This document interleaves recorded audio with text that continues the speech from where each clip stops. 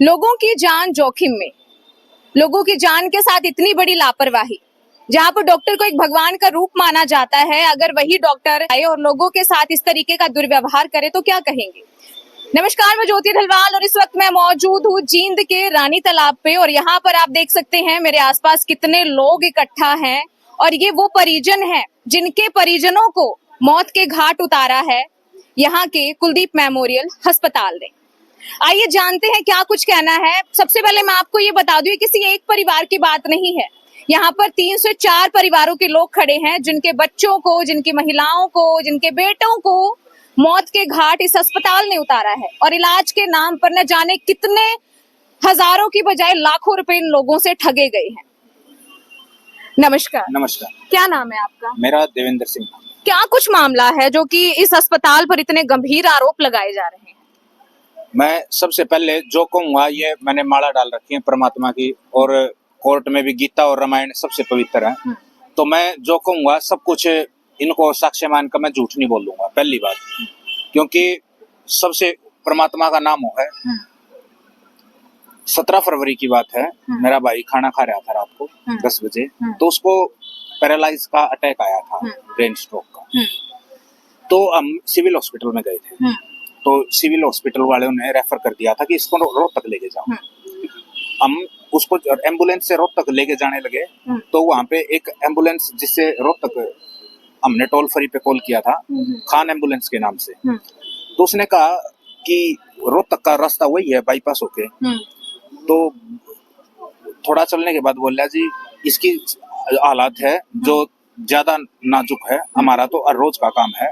जींद में एक बहुत ज्यादा बढ़िया हॉस्पिटल खुल रहा है जो डेली आदमियों की सर्जरी करता है, ब्रेन सर्जरी। माँ भाई हमें पता नहीं, बोला जी मेरे पे भरोसा करो, यहाँ पे एक बार दिखा लो, फर्स्ट एड वगैरह जो आपका समझ में आवे ना, तो रोहतक जाना। मैं चलो फर्स्ट एड वगैरह एक बार दिखा लिया भाई ने। माँ जब यू कब है इसका, हमने तो वैसे ही हाथ पैर फूल रहे थे। मतलब एम्बुलेंस वाले पे विश्वास किया आपने? हाँ, भाई की जो उसने वो कहने लगा कि ये पहुंचेगा नहीं। हाँ, हमारे को डरा दिया, एक जो फियर होता है, भय हमारे अंदर क्रिएट कर दिया। क्योंकि वहाँ हॉस्पिटल में जाने के बाद डॉक्टर नमन तनेजा और डॉक्टर कनिका थी वहाँ पे, तो उन्होंने ये कहा कि फटाफट से डिसीजन लो 10 मिनट के अंदर, ये तो 20 मिनट का है, ये तो जुलाना भी नहीं पहुंचेगा। तो इतना डर वैसे पैदा कर दिया। मैं था, बापी थी, भतीजा था, वो भी 18-19 साल का है। तो हमने तो कोई ऐसा मामला देखा नहीं था। माँ भाई की जान बचनी चाहिए, अगर आप भाई की जान बचा सको तो वही सबसे बड़ी बात है। तो वो बोला मेरे को ट्रीटमेंट करना पड़ेगा इसका। न हमारे को पूरी बात बताई कितनी बड़ी ब्रेन की सर्जरी होगी, हमारे को उसने खुल कर नहीं बताया। मतलब पूरी जो जानकारी थी वो आप लोगों को खुल के नहीं बताई। पैकेज भी उसने वो छुपाया हमारे से। वो शुरू में बोला कि 2.5 लाख का पैकेज, 2.5 लाख का पैकेज के बाद वो बोलने लगा, वो मैडम हम जाने लगे तो बोले कि 2-10 का कर देंगे और आपकी भाई की जान बच जाएगी। यानी 2,10,000 रुपए में इलाज कर देंगे। हाँ, सारा जो खर्चा है, बोले 10-15 से 15 हजार की दवाइयां लगाएंगे, बट टेस्टों के भी है, जब तक आपके भाई को डिस्चार्ज नहीं किया जाता, और आपका इस सब कुछ इसी में इंक्लूड रहेगा। तो भाई का उन्होंने इलाज किया, तो फिर उसने एक क्लिप सी दिखाई। माँ भाई ने तो बहुत ज्यादा ब्रेन खोल दिया भाई का। हम तो माइनर कोई ऐसा सोच रहे थे, कोई छोटा मोटा इलाज करेगा यो, हमारा घबराहट तो हो रही। आप ये बताइए, क्या उसने बताया था ऐसे कि इनको छोटी सी सर्जरी की जरूरत है? जिस तरीके से आप बोल रहे हैं कि पूरा सिर खोल रखा था, पूरा टेप लगा रखा था उस पर, हमें नहीं पता था। इतनी बड़ी बात है, इतनी बड़ी बात। हाँ, तो सारी चीजें छुपाई गई हमारे से। तो ये बोले 24 घंटे में कल तक होश आ जाएगा। 24 घंटे का टाइम होता है। उसको अगले दिन भी होश नहीं आया 18 को। फिर बोला इसको 36 घंटे भी लग जाते हैं। हमने फिर 19 तारीख तक वेट किया। हाँ, और फिर बोला कि 72 घंटे लग जाते हैं।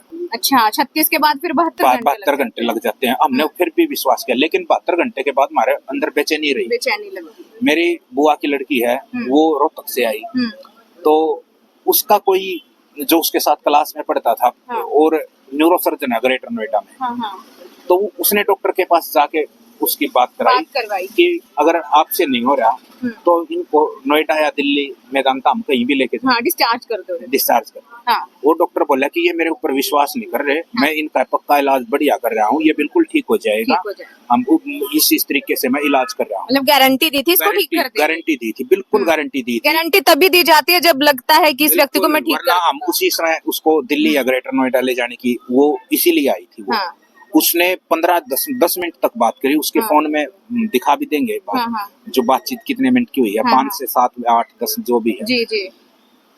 फिर शाम को वो मैं बाहर खड़ा था, वो मेरे ऐसे हाथ मारा मेरे, मैं अंकल के पास था, नोला अंदर आ।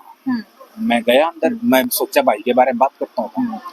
वो बोला पूरे 2.5 लाख पैकेज लगेगा, दवाइयों के तो अलग बोल रहा ही था, मैंने टेस्टों के भी अलग लूंगा। अच्छा, माँ डॉक्टर कनिका तो 2 दस्ता पैकेज कर रही थी, आप 2.5 लाख का बोल रहे हो। न बोला मैं उनको कुछ मानता ही नहीं। अच्छा ऐसे बोले। हाँ, वो तो उनका गाइनिंग का डिपार्टमेंट, हालांकि वो सैलरी पे है और डॉक्टर कनिका वहाँ की मालकिन है। फिर बोल मेरे को 20 मिनट तक सुनाया, वरना पैसे नहीं लाया ना, ये धमकी दी कि तेरा भाई की जो डोज है वो कम दूंगा, डुप्लीकेट जो दवाइयां हैं या अदर कंपनीज की जो कम की, ऐसा कोई डॉक्टर बोल सकता है क्या? इलाज सिर्फ 40,000 उसके पेंडिंग थे, हमने वो 40,000 भी दे दिए। 40,000 भी दे दिए। हाँ, 2.25 लाख तो पहले दे ही रखे थे, फिर हमने वो भी दे दिए। माँ भाई का इलाज सही होना चाहिए। लेकिन उन्होंने शाम को ऑक्सीजन भी हटा दी भाई की। अच्छा ये बताइए आपको कैसे शक हुआ? ऑक्सीजन हटाने के बाद 21 को, मैं 22 तारीख को जब भाई पूरा हुआ, मैं सुबह वो केमिस्ट वाला बोला कि ये कुछ मेडिसिन आपके भाई के ऊपर दे के आओ, मैं देने गया। 11 साढ़े 11 भाई सीधा लेटा रखा। इस केस में मैंने कई डॉक्टरों से पूछ लिया, दिल्ली भी, मैंने यहाँ जींद में भी, आप सीधा नहीं लेटा सकते, सीधा नहीं लेटा सकते। ऑक्सीजन की उसको जरूरत थी, ऑक्सीजन हटा रखी और वो खिंच के सांस लेने लग रहा था, हार्ड ब्रीथिंग।